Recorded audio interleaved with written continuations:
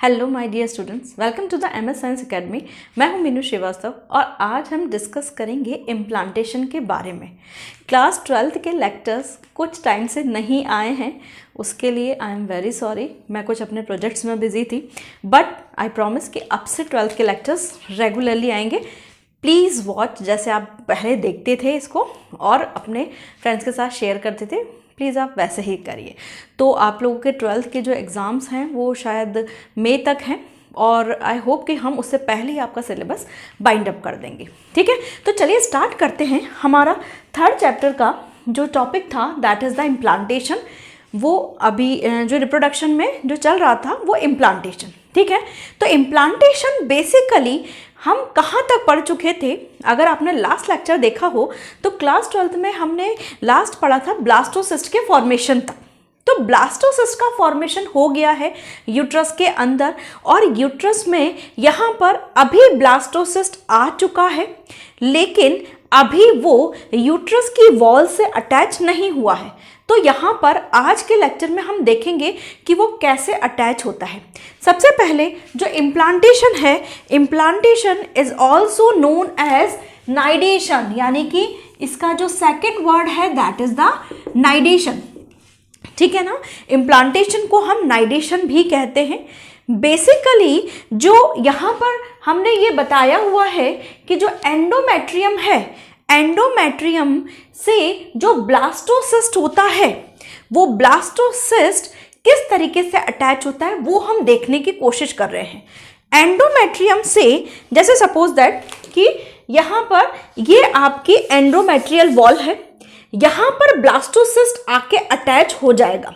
Blastocyst में अगर आपको याद हो तो हम पढ़ चुके थे कि ब्लास्टोसिस्ट की आउटर मोस्ट स्ट्रक्चर ट्रोफोब्लास्ट जो होगी वो क्या कहलाएगी? ट्रोफोब्लास्ट।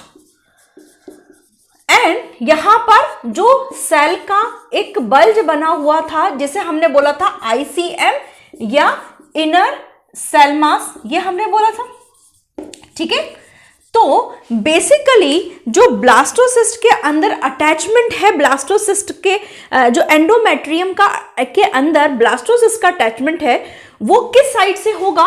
वो होगा आपके ICM साइड से, यानी कि जहां पर इसका ICM यानी कि इनर सेल मास मौजूद है वो उस साइड से जाके अटैच होगा।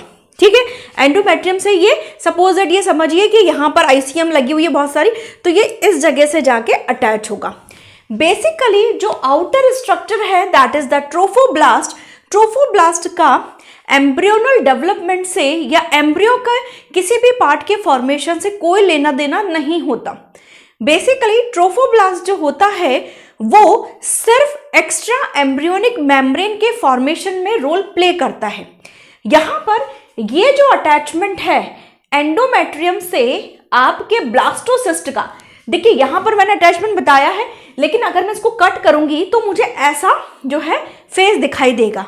बेसिकली यहाँ पर जो है ये ट्रोफोब्लास्ट है, the outer structure is known as the trophoblast and that trophoblast का जो ये वाला पार्ट है, जो बल्ज है that is the inner cell mass.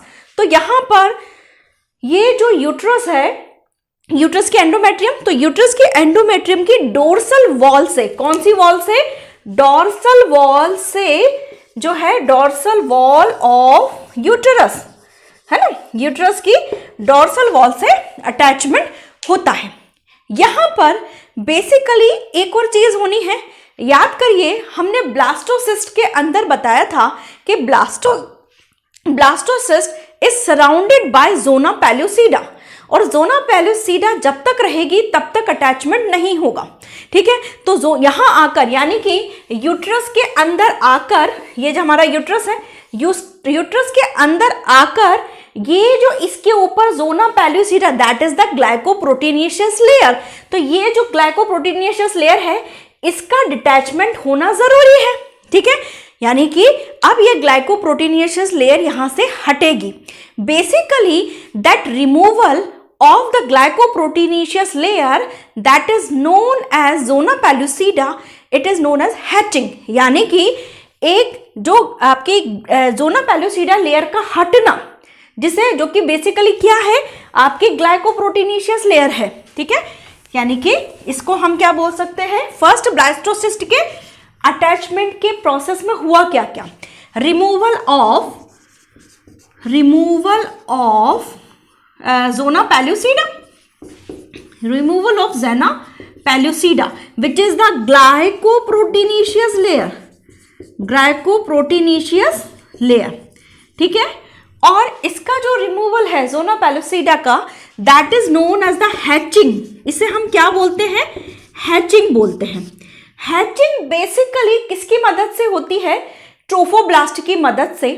Trophoblast secrete, इसको हम दूसरा पॉइंट डालते हैं, फॉर हैचिंग, किसके लिए, हैचिंग के लिए। ट्रोफोब्लास्ट रिलीजेस प्रोटियोलाइटिक एंजाइम्स, और जो कि वो proteolytic enzyme are responsible for the hatching, ठीक है।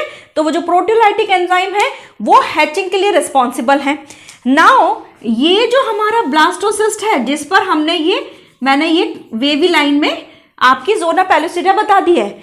अब ट्रोफोब्लास्ट की वजह से ये जोना पेल्यूसिडा क्या हो गई, रिमूव हो गई। Now it is ready to attach with the endometrial wall, यानी कि अब ये एंडोमेट्रियम की वॉल से अटैच होने के लिए फ्री है, ठीक है। यहां पर हमने कहा है कि यूट्रस की डोर्सल वॉल में जो है अटैचमेंट होता है। ब्लास्टोसिस्ट जब यूट्रस में आता है तो ये करीबन 2 दिन तक वहां रहता है and it absorb the nutrition, यानी कि ये जब 2 दिन तक क्या करता है, बेसिकली ये 2 दिन तक नरिशमेंट एब्जॉर्ब करता है एंड ये अपने आप को प्रिपेयर करता है अटैचमेंट के लिए। सबसे पहली बात कि जो आपका इम्प्लांटेशन है ये फर्टिलाइजेशन के आफ्टर फर्टिलाइजेशन 6th डे पर स्टार्ट हो रहा है। आफ्टर फर्टिलाइजेशन 6th डे पे स्टार्ट हो रहा है।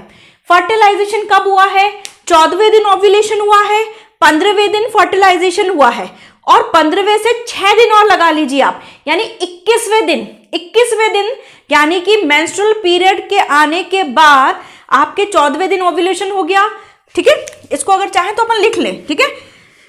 14वें दिन ओव्यूलेशन, 15वें दिन फर्टिलाइजेशन, 15वें दिन फर्टिलाइजेशन, देन 15 से +6 कितने होगा, 21वां दिन।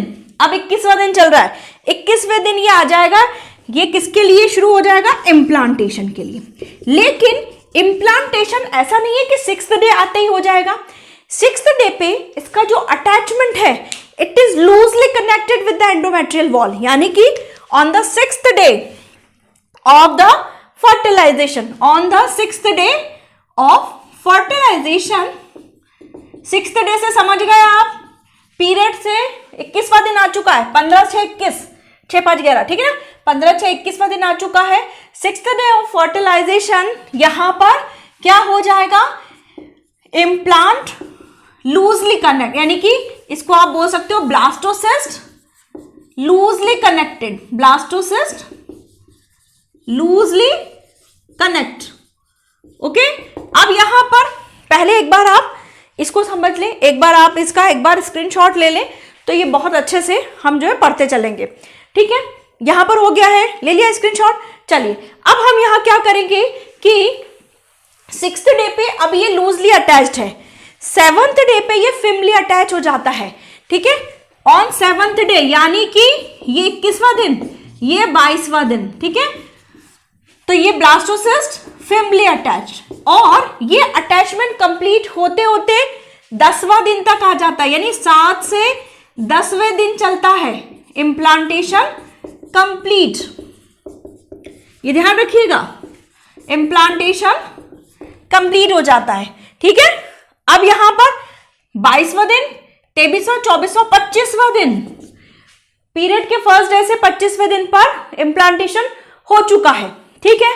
तो यहां पर हमें यह समझना है कि बेसिकली होता कैसे इम्प्लांटेशन। हमने कहा कि ये डोर्सल वॉल, यानी कि यूट्रस की डोर्सल वॉल से ब्लास्टोसिस अटैचमेंट हुआ। ब्लास्टोसिस का जो अटैचमेंट है वो इनर सेल मास की तरफ होता है।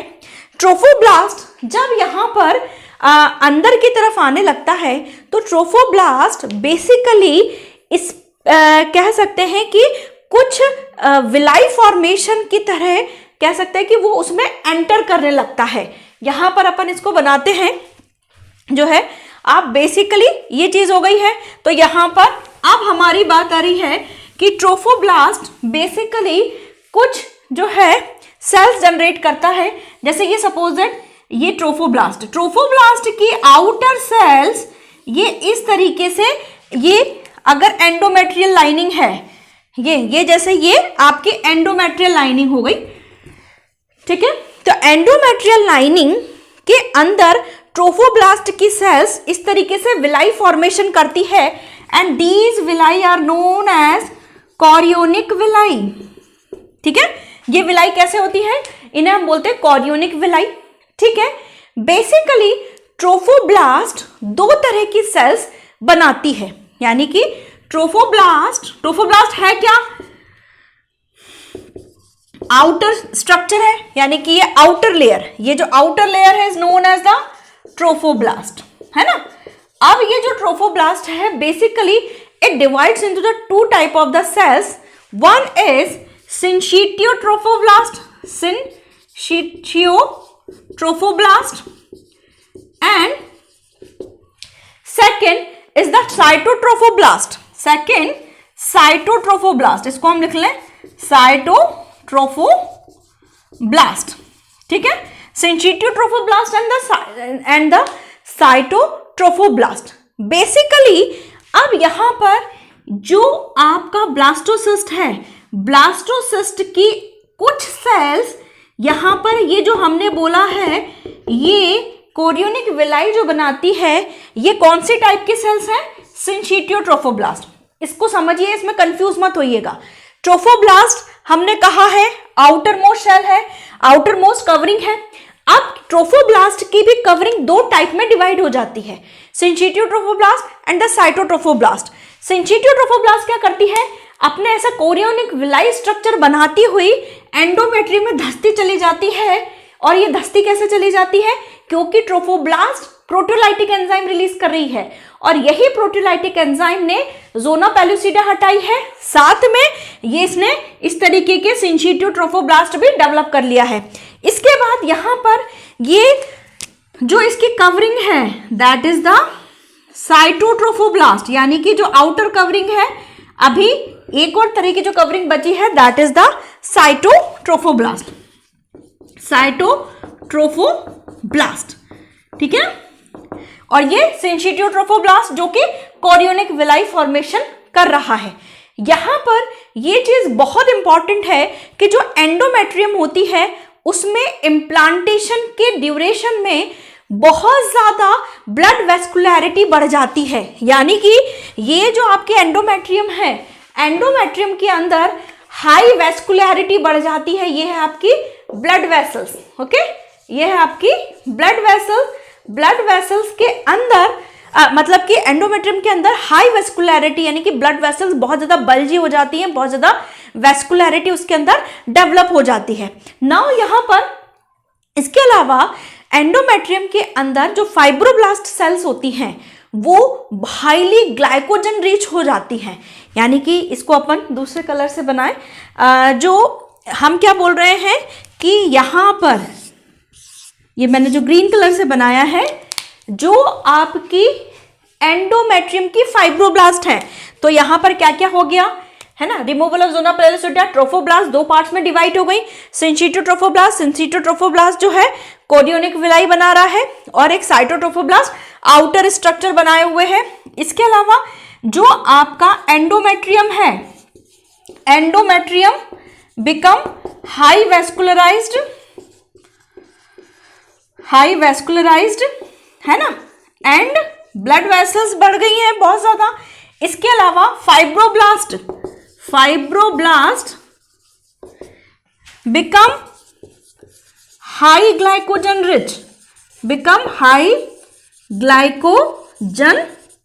रिच, ठीक है। तो इन जो फाइब्रोब्लास्ट हैं, ये जो मैंने फाइब्रोब्लास्ट बनाई हैं ग्रीन कलर से, ये जो फाइब्रोब्लास्ट है दीज आर हाईली फाइब्रोब्लास्ट है ना। तो जो फाइब्रोब्लास्ट होती हैं वो बहुत ज्यादा ग्लाइकोजन रिच हो जाती हैं। और रिच होने से फायदा क्या है कि जब ये सिंसिटिव ट्रोफोब्लास्ट यहां पर जाएगी तो इनसे नरिशमेंट लेगी, ठीक है, इनसे क्या लेगी, नरिशमेंट लेगी। नाउ यहां पर हम ये कह रहे हैं कि ये जो ब्लास्टोसिस्ट है, ये जो ब्लास्टोसिस्ट है ये धीरे धीरे धीरे धीरे एंडोमेट्रियम के अंदर डूबता जाएगा, डूबता जाएगा, डूबता जाएगा, ठीक है।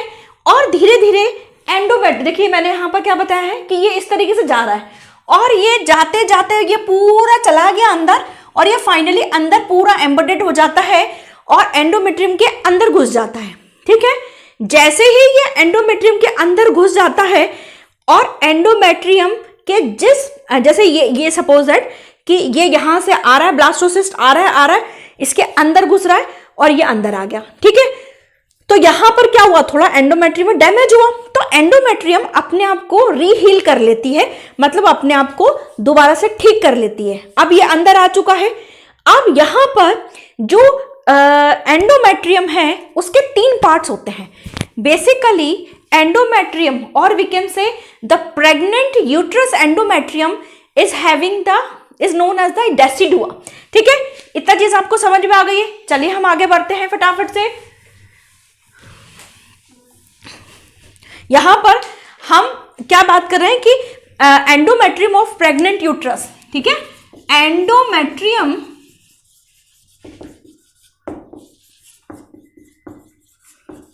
Of pregnant uterus is known as decidua. इसको हम क्या बोलते हैं, decidua. Decidua means falling off. Decidua मतलब क्या होता है, फॉलिंग ऑफ, यानी कि बेसिकली डेसिडुआ जो होता है उसका मतलब होता है फॉलिंग ऑफ। यहां पर जो ये कह सकते हैं हम कि ये जो एंडोमेट्रियम की जो सेल्स हैं जो इस ब्लास्टोसिस्ट के थ्रू अंदर आई हैं, ठीक है, मतलब कुछ सेल्स को लेते हुए अंदर आया होगा, है ना। तो ये एंडोमेट्रियम से के कुछ सेल्स को अपने अंदर अपने बाहर कवर करते हुए लेके आया है, ठीक है। सपोज दैट ऐसा समझिए कि ये हमारे यूट्रस की एंडोमेट्रियम है ना। अब यहां पर जब ये आया, ये हमारा ब्लास्टोसिस्ट है, ये अंदर की तरफ आया तो ये ब्लास्टोसिस्ट जो है यूट्रस की एंडोमेट्रियम की कुछ सेल्स को अपने ऊपर कवरिंग कर लाया, ठीक है। और ये यहां पर हमारा जो है ब्लास्टोसिस्ट है और ऊपर अभी एंडोमेट्रियम ने अपने आप को रीहील कर लिया है, ठीक है, कर लिया है। अब यहां पर ये जो एंडोमेट्रियल की वॉल है, ठीक है, ये एंडोमेट्रियल की वॉल जब 27 वीक पूरे हो जाएंगे, यानी बच्चा बड़ा हो जाए, मतलब कि बच्चा अब बाहर निकलने के लिए रेडी है, तब ये एंडोमेट्रियल वॉल बाहर निकलेगी, फॉल होगी, ठीक है। इसीलिए ही हम इस एंडोमेट्रियल की वॉल को हम क्या बोलते हैं, decidua, because the decidua means falling off. समझ में आ गया।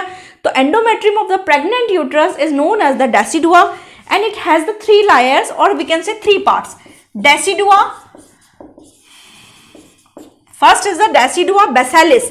डेसिडुआ बेसिलिस यानी कि जो लेयर एंडोमेट्रियम की अंदर आई है, ठीक है, किसके साथ, ब्लास्टोसिस्ट के साथ। ये देखिए ग्रीन कलर में बनाई है मैंने, that is the decidua basalis, है ना।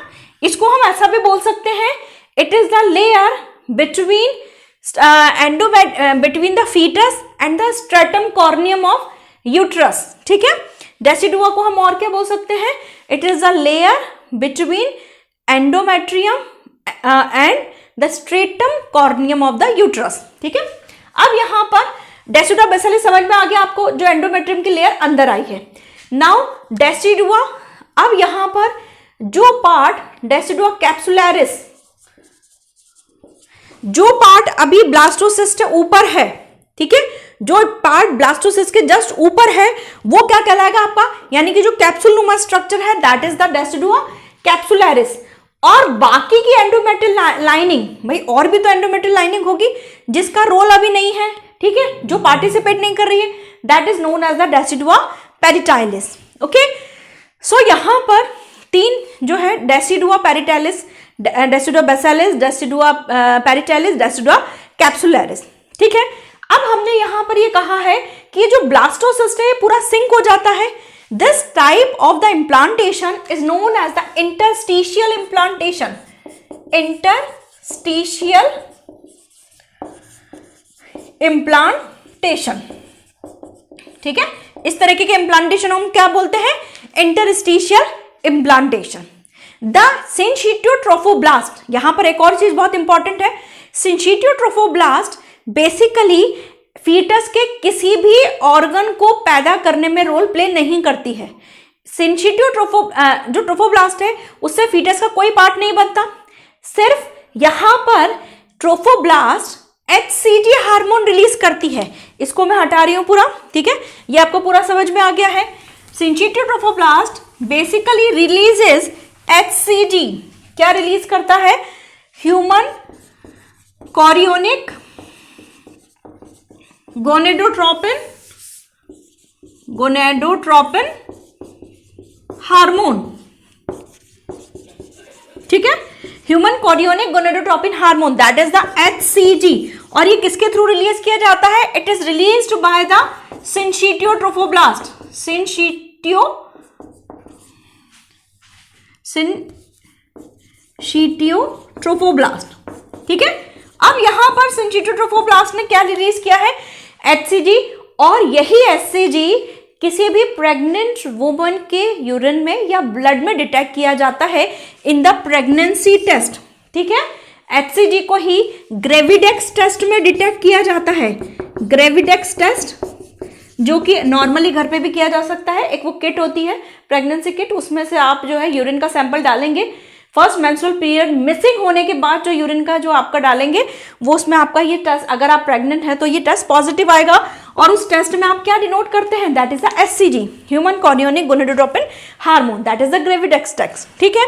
अब यहां पर जो HCG है, its work similar to the luteinizing hormone, its function similar to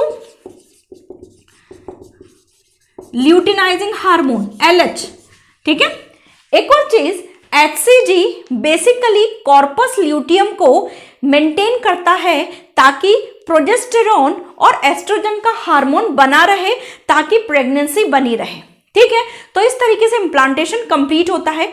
now will summarise it. सबसे पहले जो आपका एंडोमेट्रियम के अंदर ब्लास्टोसिस्ट अटैच होता है, ब्लास्टोसिस्ट इनर सेल मास के तरफ से अटैचमेंट होगा। यहां पर जो अटैचमेंट होगा वो उसमें मेन रोल प्ले करेगी ट्रोफोब्लास्ट। जब अटैचमेंट के ड्यूरेशन में एंडोमेट्रियम की जो वॉल है उसमें हाई वेस्कुलैरिटी डेवलप होगी। इसके अलावा जो फाइब्रोब्लास्ट सेल्स होंगी वो ग्लाइकोजन रिच होंगी। इम्प्लांटेशन बेसिकली 6th डे से स्टार्ट होता है और 7th डे पे कंप्लीट होता है। यहां पर 6th डे पे लूजली अटैचमेंट, 7th से firmly attachment and finally implantation completed at the 10th day, ठीक है। इसके अलावा यहां पर जो ट्रोफोब्लास्ट होता है वो अटैच होता है डॉर्सल वॉल ऑफ यूट्रस से। ट्रोफोब्लास्ट दो टाइप के सेल्स में डिवाइड होता है, syncytiotrophoblast and cytotrophoblast. Syncytiotrophoblast releases the HCG, human chorionic gonadotropin hormone. ये इसका वर्क काफी कुछ सिमिलर है ल्यूटिनाइजिंग हार्मोन से। यहाँ पर प्रेगनेंसी टेस्ट के लिए ब्लड या यूरिन में HCG का टेस्ट ही डिटेक्ट किया जाता है। The test named is the gravidex test. Test को हम क्या बोलते हैं, ग्रेविडेक्स टेस्ट बोलते हैं। यहाँ पर बेसिकली जो ब्लास्टोसिस्ट होता है वो पूरी तरीके से डूब जाता है किसके अंदर, एंडोमेट्रियम के अंदर। And this type of the implantation is known as the interstitial implantation, जो कि ह्यूमन बींग्स के अंदर मिलता है। यहाँ पर जो आपका ये हम बोल सकते हैं कि जो एंडोमेट्रियम प्रेग्नेंट वुमन का जो होता है उसे हम बोलते हैं डेसिडुआ। डेसिडुआ बेसिकली 3 टाइप का है। यहाँ पर decidua basalis, decidua parietalis, decidua capsularis. Decidua basalis के अंदर यहाँ पर ये आपका स्ट्रेटम कॉर्नियम, यूट्रस की जो एंडोमेट्रियम है उसका स्ट्रेटम कॉर्नियम वाला पार्ट, और आपका किसका, और फीटस का जो पॉइंट है that is known as the decidua basalis. या आप इसको बोल सकते हैं कि वो एंडोमेट्रियम की वो वॉल जो कि लेते हुए अंदर जो है कौन एंटर हुआ है, blastocyst. Now second is the decidua capsularis, जो कि ऊपर कवरिंग है, जो कि एंडोमेट्रियम उसके ऊपर कोटिंग करके रखती है। And the remaining part is known as the decidua parietalis. और इस तरीके से फाइनली यहाँ पर इम्प्लांटेशन कंप्लीट होता है। आई होप आपको ये समझ में आया होगा। अगर कोई भी डाउट है you can ask me in the comment section, और प्लीज़ इसे लाइक शेयर एंड सब्सक्राइब करना नहीं भूलिएगा। Thank you.